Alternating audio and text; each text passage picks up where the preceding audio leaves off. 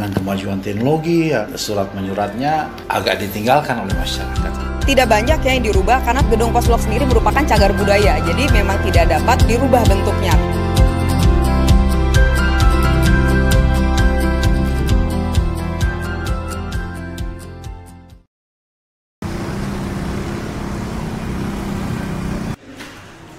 Sekarang ini sudah sangat berkurang ya, dengan kemajuan teknologi, ya, mungkin surat menyuratnya agak ditinggalkan oleh masyarakat. Kami PT Pos Indonesia sendiri sudah lebih dari 270 tahun ya ada di Indonesia, dan kita berharap tetap eksis. Kita ingin 270-an lagi tahun ke depan masih tetap berdiri.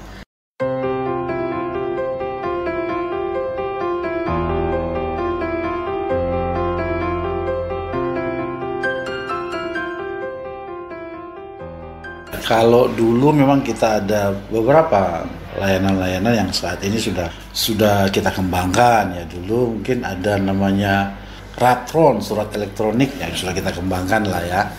Kemudian layanan-layanan yang dulu itu ada cek pos wisata ya. Sekarang sudah jarang digunakan. Lalu ada juga Warkat, Warkat Pos. Kalau kartu pos masih tetap eksis ya, karena kita bisa pakai untuk berkirim kartu pos ke luar negeri ya, bahkan oleh komunitas-komunitas filateli yang ada di Indonesia biasanya masih menggunakan itu.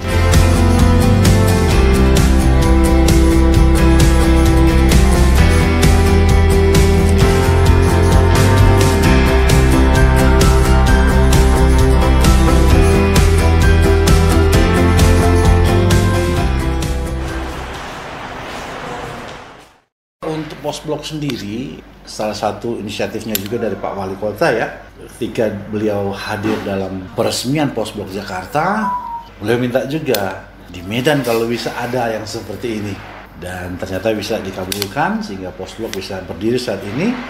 Layanan pos tetap ada di sana, tetapi di sana sudah dikemas dengan gaya yang berbeda. Anda bisa hadir di sana, bahkan segala kalangan bisa hadir di sana untuk berbisnis, sambil makan, sambil nongkrong, sambil menikmati mungkin kreativitas seni dari anak-anak muda yang punya bakat-bakat untuk ditampilkan kepada masyarakat.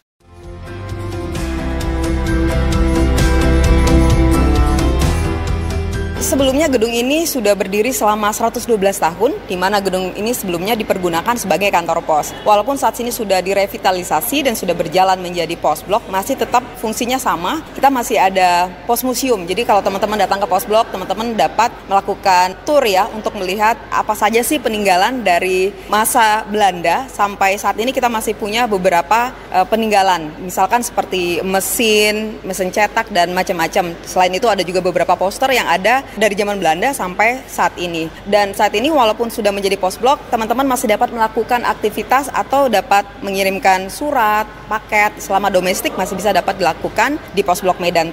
Ini dipakai sebagai PO Box ya. Jadi masing-masing dari yang punya nomor ini tadi itu mereka punya kuncinya. Jadi kalau ada surat yang mereka harus ambil, mereka buka kunci masing-masing. Tapi saat ini udah nggak berfungsi lagi. Tapi ini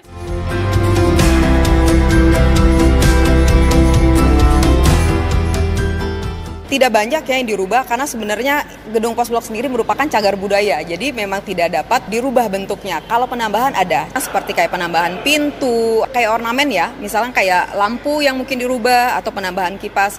Selebihnya kita tidak merubah bentuk gedung. Bahkan kalau teman-teman datang ke Posblok dapat melihat masing-masing unit tenan kita itu sangat unik karena masih ada pintu yang dari zaman Belanda, ada jendela yang zaman Belanda dan tidak banyak yang dirubah. Kenapa tertarik di gedung cagar budaya seperti ini? Karena memang sebelumnya belum ada. Kalau kita selama ini anak-anak muda kan sering nongkrongnya di mall ya. Nah kalau untuk di gedung cagar budaya ini kita fungsikan tempatnya memang lebih unik, di mana teman-teman kalau datang ke sini tidak hanya bisa menikmati santap makan siang, makan malam, tapi juga dapat memiliki experience ngobrol dan bersantai dan makan di gedung bersejarah.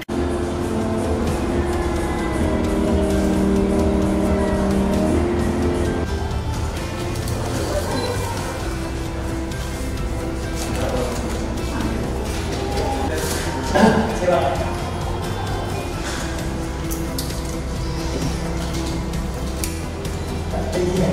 Kita tetap mengembangkan kiriman-kiriman korporat. Kita kerjasama dengan perusahaan-perusahaan yang masih membutuhkan layanan berkirim surat. Kita kerjasama dengan pihak-pihak ketiga untuk kita bisa melakukan pengiriman barang, karena sampai dengan saat ini kan pengiriman barang belum bisa digantikan oleh apapun. Selain itu, tentunya kita juga mengembangkan bisnis keuangan, mulai dari berkirim uang, dari dulu kita sudah ada melayani itu, makanya ada namanya Giro, layanan keuangan yang ada di PT Pos Indonesia, bahkan mungkin sebelum perbankan ada.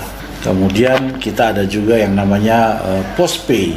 Postpay kita bisa melayani bayar-bayar apa saja sebenarnya, mau bayar listrik, bayar air, bayar cicilan motor, angsuran mobil, mau asuransi, apa saja kita kemas dalam bentuk layanan mobile. Sehingga harapannya kita bisa punya layanan kantor pos dalam genggaman. Dari sisi digital ada yang namanya Pos Aja. Jadi kita kembangkan layanan ini untuk menerima layanan pengiriman surat dan paket ya dari masyarakat.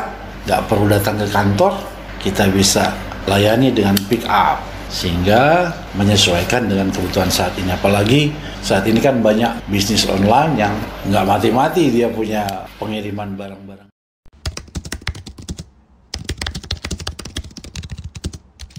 277 tahun bukan umur yang pendek untuk kami terus tetap ada di negeri ini. Makanya kita terus berjuang supaya keberadaan kantor pos tetap dirasakan manfaatnya oleh masyarakat.